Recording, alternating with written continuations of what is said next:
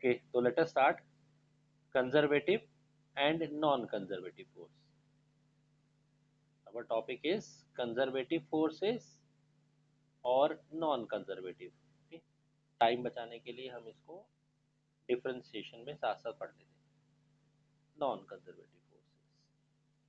Physics में force किस तरह से वर्क को इफेक्ट करते हैं उस तरह से हमने फोर्सेस को दो कड़े डाल दिया. कंजर्वेटिव फोर्सेस कौन से फोर्स होते हैं? कंजर्वेटिव फोर्सेस में द फोर्सेस, ये फोर्सेस होते हैं, फोर्स का नाम दिया गया है. Okay, by which work done a part does not depends upon the path. does not depend upon the path. आप किस रास्ते से ट्रैवल करके गए, वो रास्ता कोई भी हो, उस रास्ते पर आपका टोटल वर्क डन नहीं डिपेंड कर रहा. वो फोर्स है कंजर्वेटिव फोर्स. और नॉन कंजर्वेटिव फोर्स में क्या आएगा? सेम पॉइंट, ये पूरा डिपेंड्स अपॉन पाथ. पाथ पे डिपेंडेंट होता है. ये ऐसे फोर्स हैं जिनसे जो किया गया वर्क है वो पाथ पे डिपेंड होता है. ओके, अच्छा. सेकंड पॉइंट, पाथ पे डिपेंड नहीं होता, फिर किस पे डिपेंड होता है? आंसर है ऐसे फोर्सेस का जो वर्क डन होता है फास्ट. वो सेम है, उसका उल्टा पॉइंट यहाँ पर. यहाँ डज नॉट है, वहां डज डिपेंड आएगा या ओनली डिपेंड्स लिख देना. ठीक है. और दूसरा पॉइंट क्या लिखेंगे? अगर ये पाथ पे डिपेंड नहीं करता फिर किस पे डिपेंड करता है? आंसर है ये depends only on the initial and final position. Depends only on initial and final. अगर आपकी इनिशियल और फाइनल पोजीशन सेम है, आप जहां से चले थे और जहां पहुंचे अगर वो सेम है, ठीक है, कोई प्रॉब्लम नहीं है, वर्क डन सेम रहेगा. हाँ, पोजीशन बदल गई तो बदल जाएगा. और इसका सेकंड पॉइंट क्या लिखेंगे? इसमें क्या लिखेंगे? The work done by this force does not depend. अब तो ये पाथ फॉरवर्ड पे डिपेंड करता है. पाथ फॉरवर्ड पर लिख दिया तो यहाँ पर डज नॉट डिपेंड होता. इनिशियल और फाइनल सेम रख लो, depend on initial and final position. और अब आप समझ गए हो मैं किन फोर्स की बात कर रहा हूँ. तो कंजर्वेटिव फोर्स में कौन से फोर्सेस आएंगे? कंजर्वेटिव फोर्स में कौन से फोर्सेस आएंगे? तो इसके एग्जांपल में हमारे पास हो गए ग्रेविटेशनल फोर्स. जब भी आप ग्रेविटेशनल फोर्स के अगेंस्ट या ग्रेविटेशनल फोर्स के कंसीडर में वर्क करेंगे, कंसीडर करते हुए, ठीक है, तो ऐसा वर्क पाथ पर डिपेंड नहीं करेगा. ग्रेविटेशनल फोर्स हैं इसके एग्जांपल. इलेक्ट्रोस्टैटिक फोर्स पढ़ेंगे आप 12th में. और ऐसा ही एक एग्जांपल इसमें स्प्रिंग फोर्स का आता है, स्प्रिंग फोर्स. नॉन कंजर्वेटिव में कौन सा फोर्स आता है? नॉन कंजर्वेटिव में मैंने आपको बताया कि फ्रिक्शनल फोर्स इसका बेस्ट एग्जांपल है. फ्रिक्शनल फोर्स या फ्लूइड में आप पढ़ोगे viscous force, frictional force, viscous force, इसी के एग्जांपल. जो इलेक्ट्रिक चार्ज एक दूसरे पे, हाँ हाँ वही वाला स्केल पे रखो. हाँ. हम्म.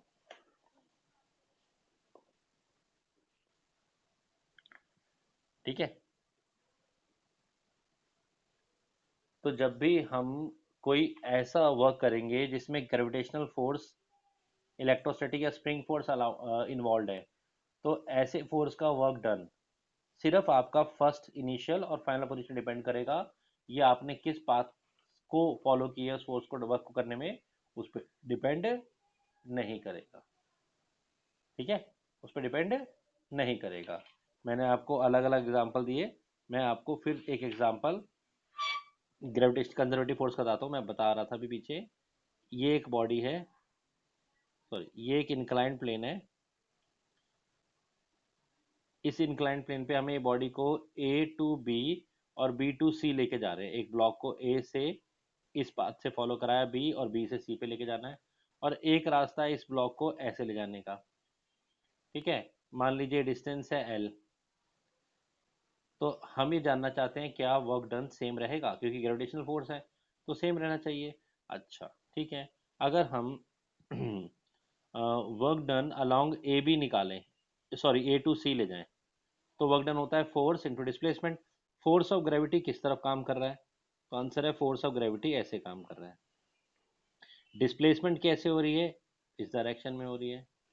ठीक है, ये बीच का एंगल कितना हो गया, बीच का एंगल हमारा जो इनके बीच में काम कर रहा है वो हो गया ये वाला एंगल हमने कितना लिया है, थीटा। ठीक है, अगर ये वाला एंगल थीटा है तो हमारा इसके कंपोनेंट बनाने पड़ेंगे हमें, है ना। चलो पहले कंपोनेंट बनाते हैं। अगर हम इसके कंपोनेंट बनाएंगे, एक मिनट में कंपोनेंट बना लूँ पहले। तो अकॉर्डिंग टू कंपोनेंट ये बना एम जी डाउनवर्ड। ठीक है, ये बना इसका नॉर्मल रिएक्शन एन। आपको बताइए ये वाला कंपोनेंट, ये अगर थीटा है तो ये वाला एंगल भी हो गया थीटा, तो ये वाला कंपोनेंट हो गया एम जी कॉस थीटा। और फोर्स का ये वाला कंपोनेंट ये हो गया एम जी कॉस थीटा, और ये वाला कंपोनेंट हो गया m g sine theta. Angle से भी निकाल सकते थे, मैंने एंगल का चक्कर खत्म कर दिया, एम जी साइन थीटा। मतलब जो फोर्स ऑफ ग्रेविटी ऐसे लग रहा है, इसका ये वाला कंपोनेंट हो गया एम जी साइन थीटा, और डिस्प्लेसमेंट ऐसे है। तो मैंने आपको सिखाया कंपोनेंट बना लो। तो वर्क दोबारा देख लीजिए, थोड़ा बड़ा बनाता हूँ डायग्राम। ठीक है, ये थीटा एंगल था, ये ब्लॉक है, आप उसको ए टू सी ले जाना चाहते हैं। नॉर्मली इधर इधर रख लेता हूँ फोर्स दिखाने के लिए। ये हो गया इसका वेट एम जी, यानी कि फोर्स ऑफ ग्रेविटी ऐसे एक्ट कर रहा है। ये नॉर्मल रिएक्शन आप बनाते हैं, यहाँ पर कंपोनेंट बनाते हैं। एक हो गया ये वाला component m g cos theta, अगर ये वाला एंगल थीटा है तो मैंने सिखाया कि ये वाला एंगल भी थीटा होता है। ये कंपोनेंट हो गया एम जी साइन थीटा। ठीक है ना।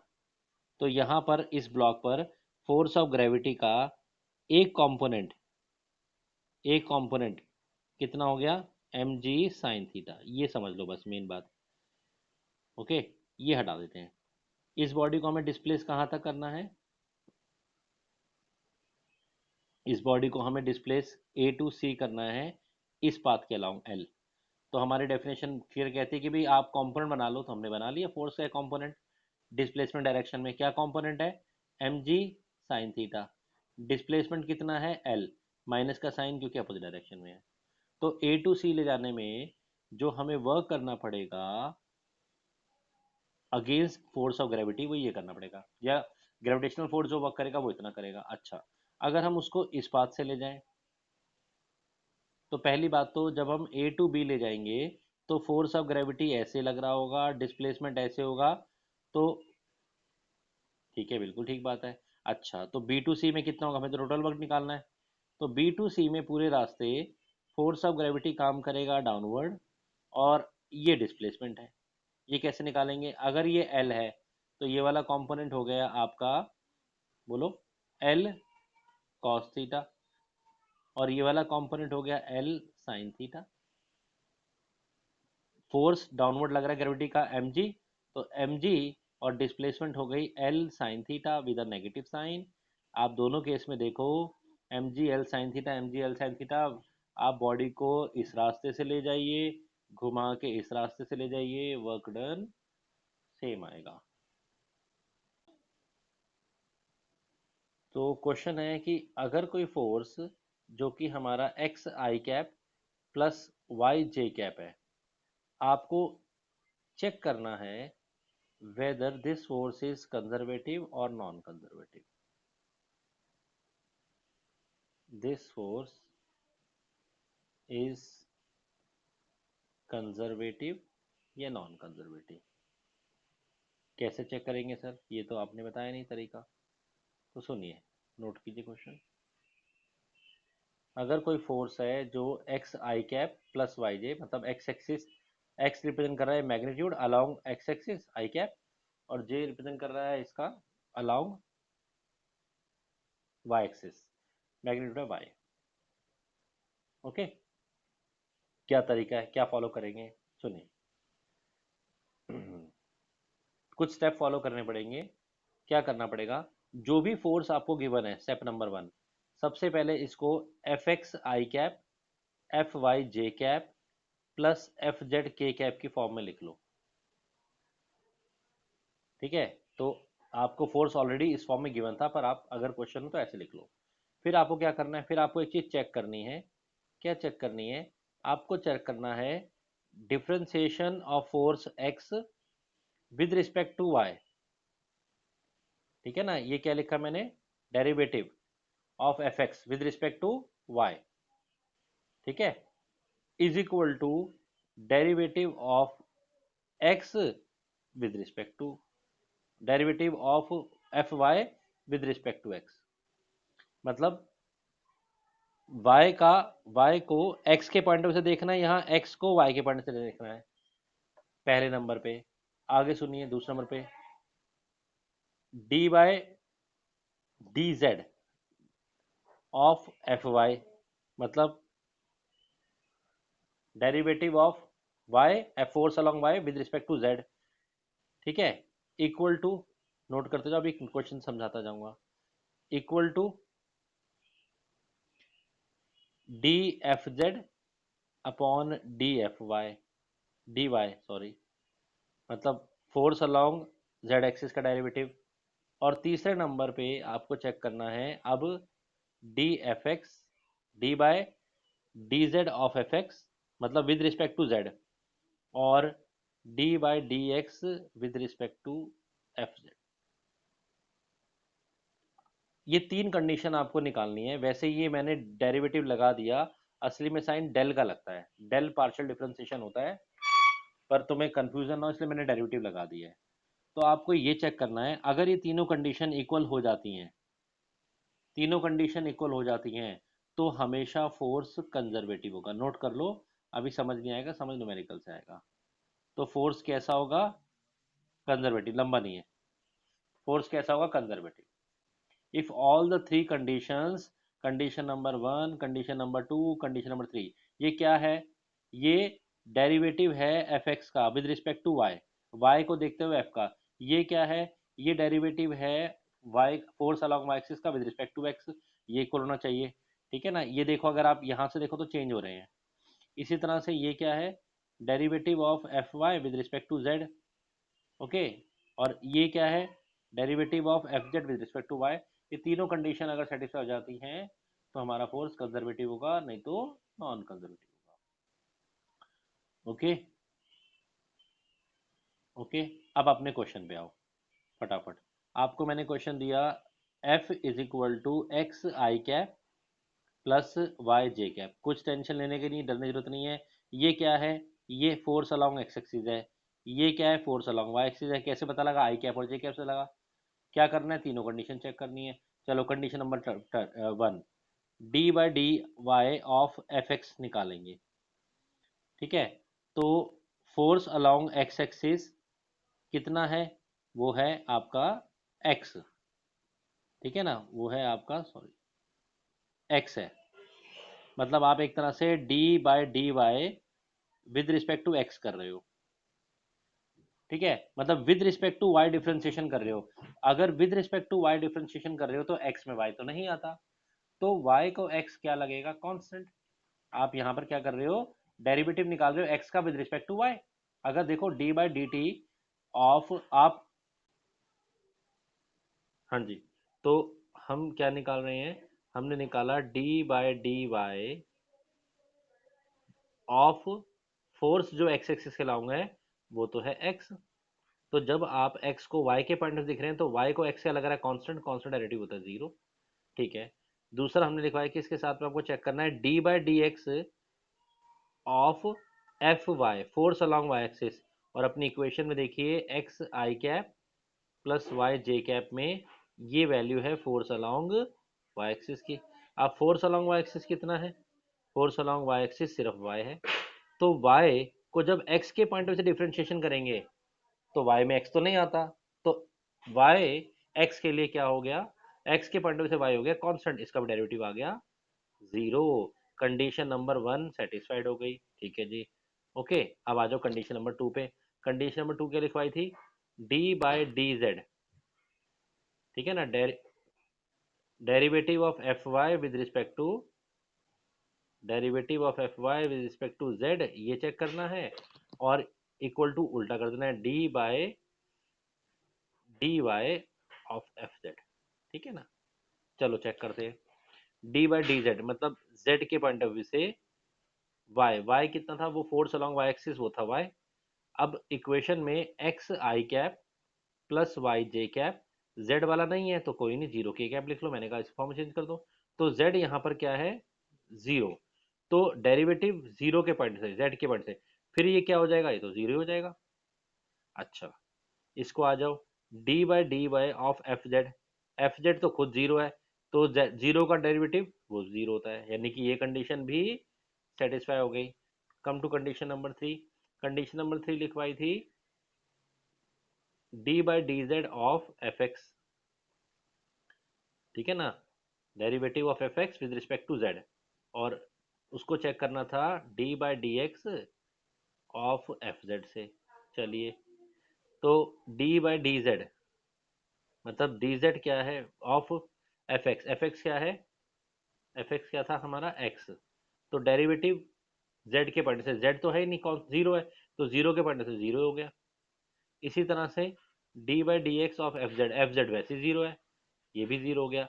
तो कंडीशन नंबर 1 2 3 तीनों सेटिस्फाइड हो गई। जैसे ही कंडीशन तीनों सेटिस्फाइड होते हैं, हम बोलते हैं फोर्स कैसा है, कंजर्वेटिव। अभी भी पूरी तरह समझ में नहीं आया, चलो एक और उदाहरण ले लेते हैं, तभी समझ में आएगा, क्लियर होगा। और क्या हर बार जीरो होगा, ये भी जरूरी नहीं है, ठीक है ना, एग्जाम्पल से ही समझ में आएगा। और क्या हर बार जीरो होगा, ये भी जरूरी नहीं। चलो अब चेक करते हैं, अब आराम से समझना। कंडीशन लिखी हुई है आप लोगों ने, फोर्स हमें गिवन है एफ वाई आई कैप प्लस 5y आई कैप, सॉरी, और 5x जे कैप। आपको चेक करना है ये फोर्स कंजर्वेटिव है या नॉन कंजर्वेटिव है। वही कहानी, आई कैप जिसके साथ में लगा हुआ है, इसका मतलब ये x डायरेक्शन का फोर्स है, तो ये तुम्हारा एफ एक्स है। और जे कैप मतलब ये फोर्स अलोंग वाई एक्सिस है। एक्स और वाई देख के कंफ्यूज मत हो जाना, आई कैप और जे कैप डायरेक्शन को दिखा रहा है।